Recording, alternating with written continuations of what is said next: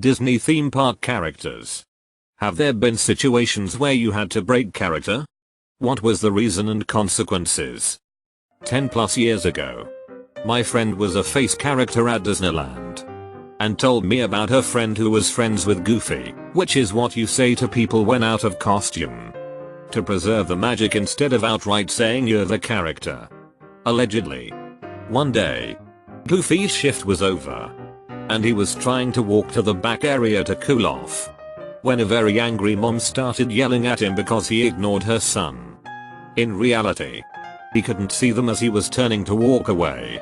The lady then called him racist and said that Goofy was ignoring them because they were black. Goofy turned around to greet the child and signed his autograph book, and then turned to the mom and slipped up his sleeve to quickly point at his own black skin underneath before walking away. Goofy making someone else feel goofy. And rightfully so. I watched Jack Sparrow talking to a kid when the kid started puking everywhere. He said too much of the ol' apple juice, eh? But there myself. Even ran out once. All the while, the kid is just projectile vomiting everywhere. Jack Sparrow has to be one of the most fun to play. You get to act drunk all day. I was at Disneyland a couple weeks ago and saw Darth Vader not cutting down younglings. It was just unprofessional as all hell. The effort they put into it just isn't the same anymore. I couldn't even get the zombies at Halloween Horror Nights to break character. Asked one where the restroom was and he flung his arms in the proper direction and grunted. Pretty hilarious.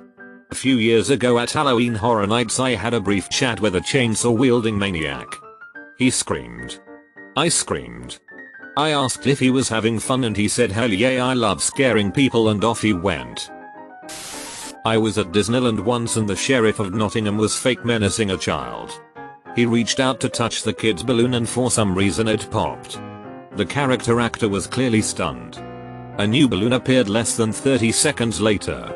Robin Hood delivered the second balloon, of course. He probably took it from some kid with 2 balloons. My cousin used to do this when I was a kid. We'd always go try to find her on days we knew she was working. She mostly played Pooh Bear. She would never say out loud hi, my name. But she would get very animated and jump around to give us hugs. Occasionally she'd still say things like I have a rumbly in my tummy. I thought I was the coolest kid cause I knew Pooh Bear. You were correct about that. I wasn't a character but was a cast member. I was walking from backstage into the park. If you've seen the transitions, they are S-shaped to keep people from peeking in. I was pushing a dolly handcart. The ones we used had 2 long supports sticking out from the end. As I was going though, Winnie the Pooh was walking in from the other side. I hit him her square in the leg with it. Hearing Winnie the Pooh say F was a pretty damn funny. I have a close friend who was Woody for a while at Disneyland. He said that one time the float caught on fire during a show and they had to play it off completely in character. They danced around it and had to quickly get it backstage to deal with the problem. He said they played it off well enough that no one seemed to notice there wasn't any panic. He said he had never seen an instance of anyone breaking character because everyone was very well trained and there's always at least 6 or so cameras that can see you at all times. I also one time offered an unopened water bottle to an employee when it was near 100 degrees and he said if anyone at Disney saw that, he would be fired. They can't take anything from guests. He also mentioned the cameras constantly watching both crew and patrons. Dart float caught on fire, they danced around it. Sounds like some sort of Disney-esque satanic ritual. I wasn't a character but worked closely with them. As a photographer, Disney performers are trained to never break character for whatever reason. They have ways of signaling their character attendant that they are in distress. And it's generally up to the character attendant to avoid any weird or uncomfortable situations. As far as weird situations, they do get people that stalk them in the park. Like some people get in those lines multiple times to get a photo with a specific performer. The weird side of Disney fanatics are something else. Yep. I heard of one performer who had to get a restraining order after one of her fans got a full back tattoo of her. The tattoo was not of her in character. Dude. That is just all sorts of wrong. Or the Snow White with blue eyes, which had a very loyal fan. One day she changed schedule and the dude flipped because the other employee didn't have blue eyes and he tried to attack her for not being the real Snow White. He was banned.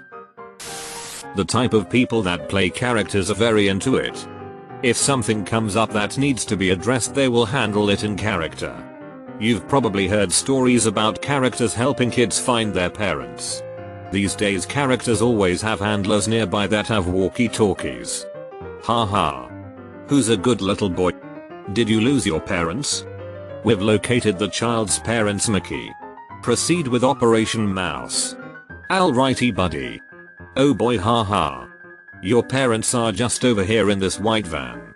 Some college friends and I went to Disneyland right after graduation, and when we all had landed our first jobs, we were at breakfast at the Disneyland hotel where characters come around and mingle during dining. We were all BIing about our jobs and industry. Cinderella comes up and asks us, how are you all doing this lovely morning? One of my friends says we are complaining about our jobs and bosses. Cinderella looks left, looks right and says quietly without moving her lips, you should try working for the mouse. All smiles the whole time. My best Disney moment ever. Not a character, but my family went to Disney World a few times when I was a kid. My dad was abusive, physically and verbally. We eventually left him when I was 12. He was awful on vacations for just being miserable in general. It was Valentine's Day and my mom, dad, older sister and I were at one of the parks. I don't remember which. All of the characters had big red hearts on a string around their necks. My sister was at oldest 8 and I would have been 6. We had just gotten ice cream and my sister and I were excitedly looking around for our favorite characters. My sister just saw Eeyore, her all-time favorite character, so she turned around and my dad, not paying attention, ran right into my sister holding her ice cream cone and got it on his shirt. He hauls off and smacks her in the side of the face, knocking off her glasses and making her drop her ice cream cone. She starts crying as my mom starts giving him shit while he defended his actions, saying she should have watched where she was going. The next thing we know is my sister is being hugged by Eeyore. It shocked her out of crying and she was suddenly so incredibly happy because Eeyore just kept hugging her while my mom started taking pictures. Eeyore stopped hugging my sister only to point to his paper heart, then to her. Then he hugged her again. There is a picture somewhere in my mom's basement of my sister and I standing with Eeyore. My sister beaming but clearly looking like she had been crying. I still think about that Eeyore to this day and wondered what they were thinking. It was the early 90s when people were largely still expected to mind their business when it came to such things. And reading these other comments makes me realize he may not have been able to do anything else anyway. But I appreciate his gesture nonetheless. Thanks Eeyore. Worked at the Disney store in late 87 and 88 in Orange County, CA. I think. At the time, it was like one of only a handful of stores open. The back of the store had a big screen where we constantly played some Disney video. Every once in a while, the biggest, muscular, blackest, gayest dude would come in and kindly request we play anything Pooh related. He'd then proceed to prance around the store. He came in the evenings, towards closing, and sing the Tigger parts of either dialogue or any song. Turns out he was one of the Tiggers at Disneyland. Dude just loved being Tigger. I wish I loved something as much as that guy loves Tigger. I wish someone loved me as much as that guy loves Tigger. Wife doesn't have a Reddit, but she's a Disney princess. She has a lot of passion for her job and has never broken character. It's a fireable offense. The girls know that their job is coveted, so they're on their best behavior. If they break character in a bad way, Disney will quickly replace them with another girl going to the monthly auditions. She loves a good dad joke, so one guest made a real clever one while she was meeting his kid, and instead of her in character princess laugh, she genuinely laughed. A few days ago, my sister and her friend went to the new Galaxy's Edge area. My sister's friend was around 6 feet 1 inches and had never seen Star Wars. We were walking around and Chewbacca ran up to her. He was around her height and hugged her. Then he put his hand above his head, showing they were both tall. She was super embarrassed, and while we were walking away, he did that fist pump thing. Since then we refer to her as Chewbacca's girlfriend. Seriously, the cutest thing ever. What if Chewbacca was played by a female and was super excited to see a fellow tall female? I went once and a man was harassing Cinderella, so she excused herself to the bathroom and ran to a security guard. Was it just before midnight when she excused herself by any chance? Saw a recent video on YouTube of a Ray talking to this little girl and her dad had just started filming. Apparently the story the little girl was telling got Ray laughing so hard. She had to turn her face away and eventually got up and ran away because she couldn't stop laughing at whatever the little girl's story was. Super adorable. In the YouTube comments it is explained what she said. My daughter busted me out for giving her too many donuts and told Ray she threw up. Then persisted to share how she can potty by herself. Right after sharing secrets of the Force. Complete 180 in the conversation. That's kids for ya. My wife and I went to Disney. We were both 30 and it was my first time ever going to a major theme park. My wife wanted to meet the princesses, so we stand in line and she goes up to get a picture. The Cinderella asks my wife, "Is that your Prince Charming?" My wife said I was. Cinderella asked, "How did you meet?" My wife paused for a second and said that story is not Disney World appropriate, and Cinderella laughed. Like a real breaking character laugh for just a second and caught herself. If she was drinking coffee it would have been a spit take. Finally she adds, "Oh well, I bet it was romantic anyway." It's not a great story, but seeing her break character for a genuine laugh is my favorite memory from that trip. And for anyone who wants to know. Short version, we met at a party.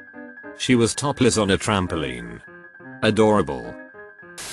I wouldn't say break, but I was a lifeguard and I had to ban this kid from going down the water slide. Every single time I told him he had to be feet first and every time he said okay. But he kept going head first and it got to the point where the other kids saw him and were copying him.